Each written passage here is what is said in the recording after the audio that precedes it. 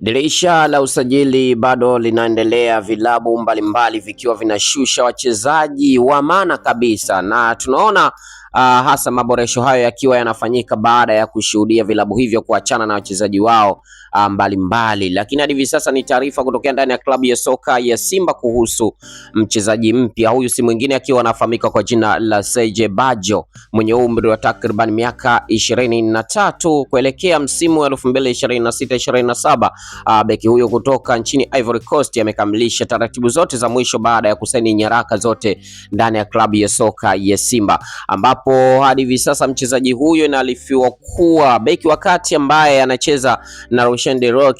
Taarifa zinasema kuwa Rushen De Reuck ana majeraha, lakini hivyo pia atakuwa nje kwa muda mrefu, lakini kwa tetesi za chini chini kwamba mchezaji huyo anahitajika kuondoka ndani ya timu hiyo ya Simba Sports Club, kwamba amepata timu nyingine. Ukweli bado hatujaufahamu, lakini tunazidi sana kufuatilia kuhusu Rushen De Reuck kwamba je, ataendelea kuwepo ndani ya klabu ya soka ya Simba au ataondoka. Lakini hadi hivi sasa beki huyo kitasa wakati mwenye umri wa takriban miaka 23 Serge Bajo ambaye hadi hivi sasa tayari ameshakamilisha dili hilo la kujiunga na miamba wa soka nchini Tanzania, Simba Sports Club, ambaye kutokea kwenye klabu ya MC Alger, ambaye beki huyo wa zamani Simba, baada ya mazungumzo marefu na Steve Barker, Simba wamemsaini Serge Bajo baada ya kugundua Rushen De Reuck ana majeraha makubwa, na hili ni bara jipya kabisa bana.